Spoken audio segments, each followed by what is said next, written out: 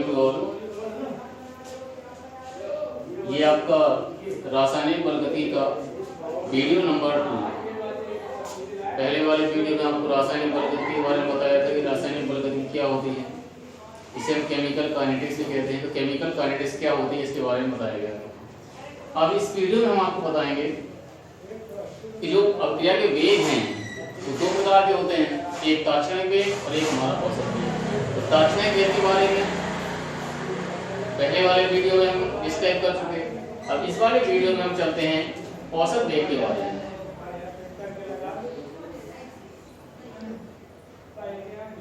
औसत वेग इसे हम बोलते हैं एवरेज वेलोसिटी। तो कोई भी केमिकल रिएक्शन हो उसे औसत वेग के टर्म में आप किस तरीके से रिप्रेजेंट करेंगे, किस तरीके से इसके न्यूमेरिकल आप लगाएंगे, उसके बारे में इस टॉपिक में आप देखेंगे। तो सबसे पहले हमने कोई भी एग्जांपल ले लिया, ये लिया आपने A + B और ये आपका रिएक्शन करके प्रोडक्ट दे रहा है C + D। अब इस अभिक्रिया के लिए औसत वेग के पदों में आपको लिखना है। तो सबसे पहले आप औसत वेग के पदों में लिखेंगे औसत वेग। तो औसत वेग आपका क्या होगा, इसके लिए लिखा आपने -d के प्लेस पर, जैसे आपने तात्क्षणिक वेग था, तात्क्षणिक वेग में आपने dx/dt लिखा था और औसत वेग में आप d के स्थान पर आप डेल्टा का यूज करेंगे, डेल्टा का प्रयोग करेंगे, डेल्टा लिख देंगे। तो ये होगा हमारा माइनस डेल्टा A का concentration upon delta T equal to minus delta B का concentration upon delta T equal to. इसी प्रकार आपको अब प्रोडक्ट के लिए लिखना है, लेकिन ये बताया था कि प्रोडक्ट के लिए हम प्लस साइन का प्रयोग करते हैं। जैसे रिएक्टेंट के लिए, अभिकारकों के लिए हमने माइनस साइन का प्रयोग किया हुआ है, उसी प्रकार आप उत्पादों के लिए, प्रोडक्ट के लिए प्लस साइन का प्रयोग करेंगे। तो ये वैल्यू रहेगी आपकी प्लस डेल्टा C का concentration upon delta T equal to plus delta D upon delta T। तो इस रिएक्शन के लिए आपने औसत वेग के पदों में ये लिखा होगा। तो कोई भी केमिकल रिएक्शन दे दी जाए और यदि उसमें आपका कह दिया जाए कि इसे औसत वेग के पदों में लिखिए, तो आपको इसी तरीके से लिखना है। तो तात्क्षणिक वेग और औसत वेग में यही डिफरेंस है कि औसत वेग जो है उसमें हम डेल्टा का यूज करेंगे और जो आपका तात्क्षणिक वेग है उसमें हम यहाँ d का प्रयोग करेंगे। अब देखिए इस पर बेस्ड न्यूमेरिकल्स वगैरह आपके कैसे आते हैं, किस तरह के एग्जांपल इसमें आपको प्रयोग करने होंगे, सवाल आएंगे, न्यूमेरिकल्स आएंगे, तो कैसे लगाएंगे आप। अब देखिए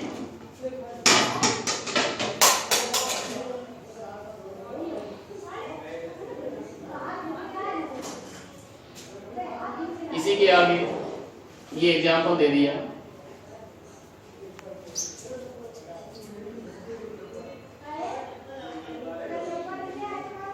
एग्जांपल जैसे हमने लिखा N2 + 3H2 और ये रिएक्शन करके आपका प्रोडक्ट देगा 2NH3। अब इस रिएक्शन के लिए हमें औसत वेग और इसका तात्क्षणिक वेग दोनों निकालना है। तो सबसे पहले आप देखेंगे इसका तात्क्षणिक वेग, इंस्टेंटेनियस वेलोसिटी, तात्क्षणिक वेग।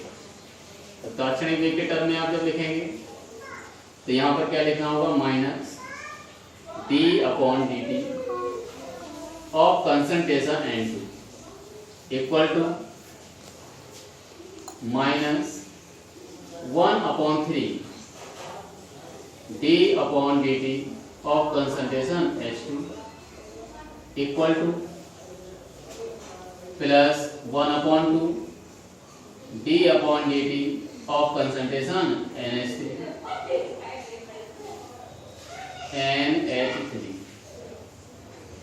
तो ये जो आपने लिखा रिलेशन, ये कहलाएगा हमारा तात्क्षणिक वेग के पदों में। इसी प्रकार औसत वेग निकालना, एवरेज वेलोसिटी निकालनी है आपको। औसत वेग तो औसत वेग के टर्म में आप किस तरीके से निकालेंगे, जहां पर आपने ऊपर वाले में d का प्रयोग करा वहां हम डेल्टा का प्रयोग करते हैं। तो ये आपका माइनस डेल्टा n2 का concentration upon delta t equal to minus 1/3 delta S2 concentration upon delta t equal to plus 1/2 delta concentration of NH3 upon delta t। तो ये जो आपने लिखा रिलेशन ये कहलाएगा एवरेज वेलोसिटी, औसत वेग। तो कोई भी केमिकल रिएक्शन हो उसको तात्क्षणिक वेग और औसत वेग के पदों में कैसे रिप्रेजेंट करना वो हमने आपको इस वीडियो में बताया। इस तरीके से कोई भी केमिकल रिएक्शन दे दी जाए उसे तात्क्षणिक वेग और औसत वेग के टर्म में आप इस तरीके से लिखेंगे। दूसरा एग्जांपल इसी के साथ आप देखें।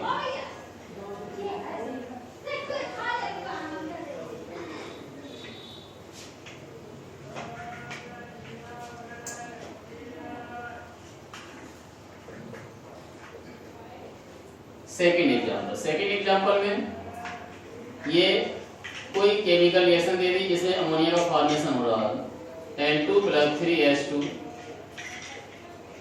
gives twice NH3। अब इसके लिए उन्होंने कुछ वैल्यूज दे रखी हैं कि जैसे अमोनिया की बनने की दर, रिएक्शन में अमोनिया की बनने की दर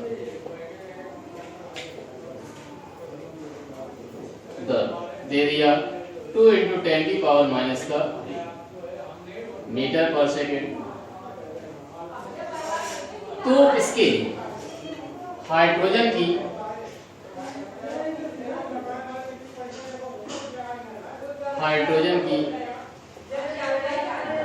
लुप्त होने की दर ज्ञात कीजिए। लुप्त होने की दर ज्ञात कीजिए। तो इस तरीके से आपका कुछ ये क्वेश्चन होगा। तो सबसे पहले इसे हम जब सॉल्व करेंगे तो इसे वेलोसिटी के टर्म में रिप्रेजेंट करेंगे। अब यहाँ पर हमें निकालनी है जो H2 के लुप्त होने की दर निकालनी है। तो ये लिखा आपने minus d/dt of concentration N2 equal to minus 1/3 d concentration of H2/dt equal to plus 1/2 d concentration of NH3/dt।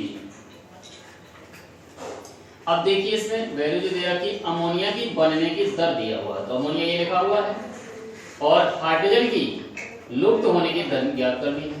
तो हाइड्रोजन यहाँ पर दिया हुआ, तो इस रिलेशन को आप सेपरेट आउट कर देंगे।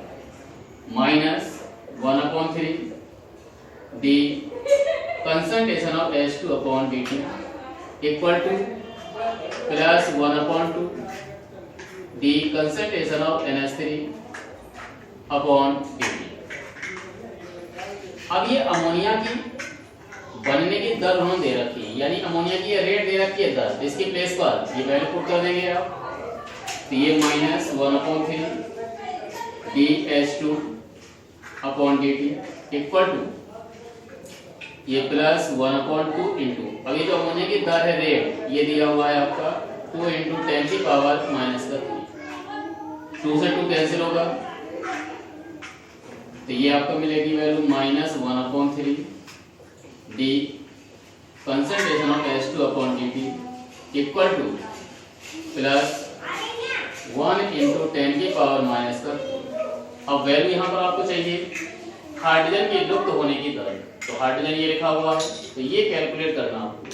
तो यहाँ पर आप लिखेंगे minus d concentration of H2/dt equal to plus 1 × 10⁻³ और यहाँ पर ये वैल्यू आपकी माइनस का 1/3 है, तो ये आपकी उस साइड जाएगी 1/3 अपॉन में, तो ये आ जाएगा 1 और अपॉन 3 आपका ऊपर जाएगा, ये वैल्यू होगी 1 इंटू 10 की पावर माइनस का 3 और इंटू 3 कैलकुलेट किया आपने तो 3 इंटू 10 की पावर माइनस का 3, तो then dH2 upon dt equal to minus 3 into 10 की पावर माइनस का 3। तो ये जो निकली आपकी रेट ये कहलाएगी हाइड्रोजन के लुप्त होने की दर। तो इस तरीके से जो भी एग्जाम्पल आप लगाएंगे औसत वेग और तात्क्षणिक वेग के पदों में, तो आपको इसी तरीके से करना होगा। तो आप इस वीडियो में केवल इसी इन्यूमेटर्स के बारे में देखेंगे। ओके, क्लियर सबको? All the best.